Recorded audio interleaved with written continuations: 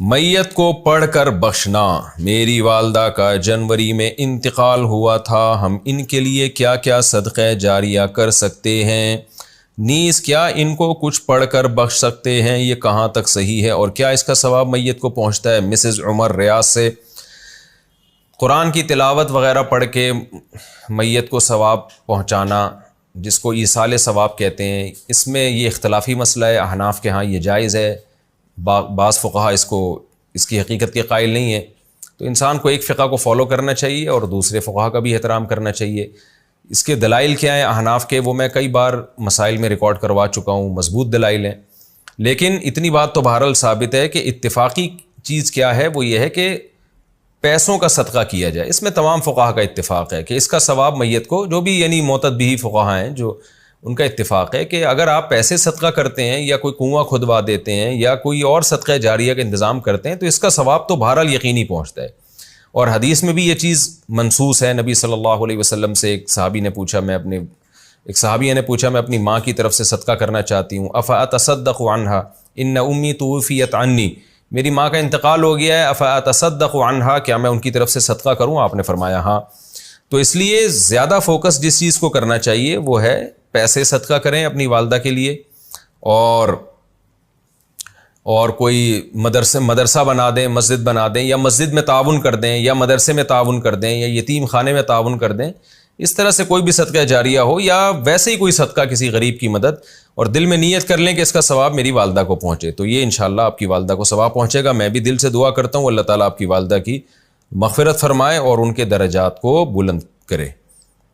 قرآن بخشنے کا طریقہ کیا ہے؟ قرآن مجید بخشنے کا صحیح طریقہ کیا ہے؟ کہتے ہیں کہ پہلے الحمد شریف پڑھے گا، پھر حمد و ثنا کرے گا، پھر تینوں قل پڑھے، پھر اس کے یہ کہے کہ اس کا ثواب ہمارے نبی صلی اللہ علیہ وسلم کو اور اس کے بعد حضرت آدم سے لے کر قیامت تک آنے والے تمام انسانوں کو پہنچائے، پھر آخر میں جس کے لیے قرآن پڑھا گیا اس کا نام لے کر بخش دے۔ کیا یہ طریقہ صحیح ہے آفرین انڈیا سے؟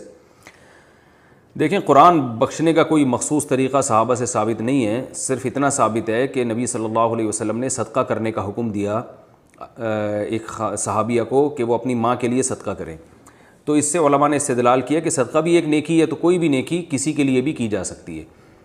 تو بہتر تو یہی ہے کہ جس چیز کا حدیث میں صراحتاً ذکر ہے اسی کو فالو کریں، یعنی صدقات و خیرات کیا کریں میت کے لیے۔ لیکن کوئی قرآن یا کوئی اور نیکی پڑھ کے بھی اگر ایصال ثواب کرنا چاہتے ہیں تو بھی ٹھیک ہے، اس کا کوئی خاص طریقہ نہیں ہے، بس دل میں نیت کر لیں کہ اللہ اس کا ثواب فلاں کو پہنچے۔ باقی یہ جو کہا جاتا ہے پہلے الحمد شریف پھر فلاں پھر یہ، اس کا کوئی ثبوت نہیں ہے۔ کوئی بھی نیکی کسی بھی طریقے سے کی جا سکتی ہے اور دل میں یہ دعا کی جا سکتی ہے اللہ اس کا ثواب فلاں کو پہنچا دے۔ رہا یہ مسئلہ کہ اتنے ساروں کو پہنچا دے، آدم علیہ السلام سے لے کر فلاں لوگوں تک، پھر تمام پیغمبروں تک، صحابہ تک، تو یہ بھی جائز ہے کیونکہ ناجائز ہونے کی کوئی دلیل نہیں ہے۔ لیکن اس میں علماء کی دو رائے ہیں۔ بعض علماء یہ کہتے ہیں کہ ثواب تقسیم ہو کے پہنچتا ہے، تو جتنے لوگوں کو شامل کریں گے ثواب ڈیوائڈ ہو جائے گا، اور بعض کی رائے یہ نہیں کہ نہیں تقسیم نہیں ہوتا بلکہ ہر ایک کو پورا پہنچتا ہے۔ تو ان میں سے کسی بھی مسلک پہ کوئی مضبوط قرآن و سنت سے دلیل کسی کے پاس نہیں ہے۔ کہ اللہ کی رحمت سے امید کی جا سکتی ہے کہ اللہ سب کو سارا ہی ثواب پہنچا دیں، اللہ چاہیں تو ڈیوائڈ کر کے پہنچا دیں۔ تو اس لیے کوئی ایسا خاص طریقہ نہیں ہے، جس طرح سے چاہیں کر لیں آپ۔ میرا جو اپنا معمول ہے، میں تو یہی کرتا ہوں کہ ایک تو صدقات و خیرات کو فوکس کرتا ہوں۔ میرا جو معمول ہے کہ جو میت کے لیے جو حدیث میں جو چیز منصوص ہے، جو متفقون علیہ، اور اگر قرآن پڑھ کے کرنا چاہیں تو دل میں بس اتنی نیت کہ سورہ فاتحہ پڑھی یا کوئی بھی سورت پڑھ لی، اللہ اس کا ثواب فلاں کو پہنچے، تو سب طریقے ٹھیک ہیں۔ جنازے کے سامنے قرآن پڑھنے کی حقیقت۔ جنازے کے سامنے جو لوگ قرآن پڑھتے ہیں یا سورہ یاسین پڑھتے ہیں، کیا یہ عمل حدیث سے ثابت ہے یا بدعت ہے؟ عبد الصمد صاحب نے انڈیا سے پوچھا ہے۔ جنازے کے سامنے اسپیشل جنازے کی وجہ سے قرآن پڑھنا یا سورہ یاسین پڑھنا میرے علم میں ایسی کوئی حدیث نہیں ہے۔ تو اور جب تک جنازے کو نہلایا نہ گیا ہو تو اس کے سامنے تلاوت کرنے کو فقہا نے غلط لکھا ہے، ناجائز لکھا ہے۔ تو جب تک جنازے کو نہلایا نہ جائے تو پھر نہلانے کے بعد آپ اس کے سامنے قرآن پڑھ سکتے ہیں، لیکن کوئی سنت عمل نہیں ہے۔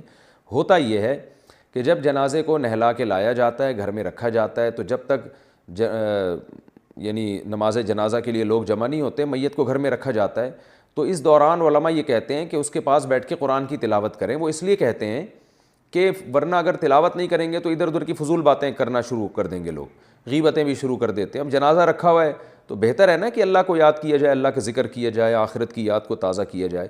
تو علماء اس لیے کہتے ہیں کہ وہاں بیٹھ کے قرآن پڑھ لو یا سورہ اخلاص پڑھ لو, سورہ یاسین پڑھ لو, کوئی بھی سورت پڑھ لو, تاکہ آپ فضول چیزوں میں اپنا ٹائم برباد نہ کریں. اس وجہ سے کہا جاتا ہے. اور اس میں پھر جنازے کی, میت کے ایصال ثواب کی نیت بھی کی جا سکتی ہے, کیونکہ اس میں بہرحال فقہا کا اختلاف ہے کہ میت کے لیے قرآن پڑھنا جائز ہے یا نہیں ہے. اور صدقے کے بارے میں تو ہمیں حدیث ملتی ہے کہ آپ صلی اللہ علیہ وسلم سے صحابیہ نے پوچھا فاتصدق عنہا, میری ماں کا انتقال ہو گیا, میں صدقہ کروں؟ آپ نے فرمایا ہاں. تو جمہور علماء نے اس سے استدلال کیا کہ جب صدقہ بھی ایک نیکی ہے تو وہ نیکی پہنچائی جا سکتی ہے میت کو, تو اس میں ایک علامت بیان کی ہے کہ کوئی بھی نیک عمل پہنچایا جا سکتا ہے, تو قرآن کی تلاوت بھی نیک عمل ہے. بعض فقہا کہتے ہیں کہ نہیں, صدقہ تو جائز ہے کیونکہ حدیث میں صدقے کا ذکر ہے, تلاوت کا ذکر نہیں ہے, لہذا تلاوت جائز نہیں. تو اختلاف رائے ہے اس میں. بر صغیر میں چونکہ فقہ حنفی کو فالو کیا جاتا ہے, اور میری رائے میں فقہ حنفی کی دلیل بہت مضبوط ہے, کیونکہ احادیث میں آپ صلی اللہ علیہ وسلم نے ہمیشہ اصول یہ رہا ہے کہ جزئیے کے ضمن میں کلیات سکھائے جاتے ہیں. جیسے قرآن میں آتا ہے نا لا تقل لہما اف, ماں باپ کو اف مت کرو, تو یہ ایک مثال ہے, مطلب یہ کہ تکلیف نہ دو. تو اسی طرح جو حدیث میں آتا ہے صدقہ کر سکتے ہو میت کے لیے, تو ایک مثال ہے, مطلب یہ کہ کوئی بھی نیکی کی جا سکتی ہے. اور دوسری بات یہ کہ حنفیہ کا جو قول ہے نا اس میں ذرا وسعت زیادہ ہے, اللہ کی رحمت کو آپ پھیلا دیتے ہیں کہ بھئی اگر میت کے لیے تلاوت بھی جائز ہونے کا ہم فتویٰ دیں گے تو اس سے اس بہانے لوگ تلاوت کریں گے, ثواب حاصل کریں گے, اور اللہ سے امید ہے کہ اللہ اس میت کو اس ثواب پہنچائے گا, تو اچھا ہے نا, اللہ کی رحمت سے اچھی امیدیں لگائیں. تو ویسے بھی شریعت کا مزاج ہے کہ جس چیز میں رحمت والا عنصر غالب ہو اس قول پہ آپ کو فتویٰ دینا چاہیے. یہ ہماری رائے ہے. اگر کوئی اس سے اختلاف کرتا ہے تو وہ اس کا اپنا مسئلہ ہے. تو اس لیے جنازے کے پاس قرآن پڑھنا الگ سے کوئی اس کی فضیلت ہمارے علم میں نہیں ہے حدیث میں, لیکن کہا اس لیے جاتا ہے کہ وہاں بیٹھ کے ادھر ادھر کی باتیں کرنے سے بہتر ہے کہ آپ قرآن پڑھ لیں.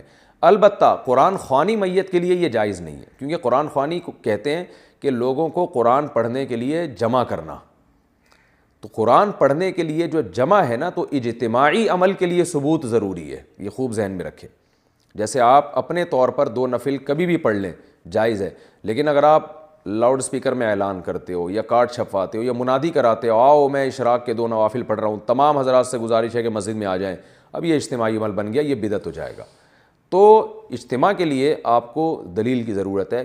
اس لیے علماء کہتے ہیں کہ اجتماعی قرآن خوانی یہ بدعت عمل ہے, کیونکہ یہ ایصال ثواب کے لیے آپ ایک عبادت کر رہے ہیں, اور اجتماعی سطح پہ تو ہمیں نہیں ملتا صحابہ کرام میں کہیں کسی نے کبھی اجتماع کیا ہو. حضرت ابو بکر کا انتقال ہوا, کہیں نہیں ملتا کہ حضرت عمر نے تمبو لگایا ہو اور سب لوگوں کو جمع کر کے ان کی قرآن خوانی کی ہو.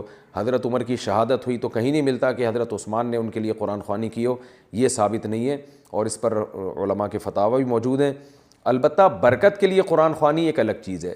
برکت کے لیے یعنی مکان دکان کی برکت میں جو قرآن خوانی ہے وہ عبادت نہیں ہے, وہ از قبیل رقیہ ہے, رقیہ دم, تو اس کے لیے ثبوت کی ضرورت نہیں ہے. لیکن بہرحال بعض علماء اس کو بھی بدعت اس لیے کہتے ہیں, بدعت تو نہیں یعنی بدعت کی تائید کا ذریعہ بنتی ہے. تو بعض علماء کہتے ہیں کہ اس زمانے میں برکت کے لیے بھی قرآن خوانی نہیں کرنی چاہیے, بلکہ برکت کے لیے گھر کے اپنے لوگ مل کے قرآن پڑھ لیں یا نماز پڑھ لیں یا دعا مانگ لیں. لیکن بہرحال اگر کوئی برکت کے لیے قرآن خوانی کرواتا بھی ہے تو اس کی بہرحال گنجائش موجود ہے. احتیاط اسی میں ہے کہ اس کو ترک کیا جائے, کیونکہ لوگ ایصال ثواب اور برکت والی قرآن خوانی میں فرق محسوس نہیں کرتے, تو وہ دونوں کے ایک ہی سمجھتے ہیں, اس سے پھر بدعت کی تائید ہوتی ہے.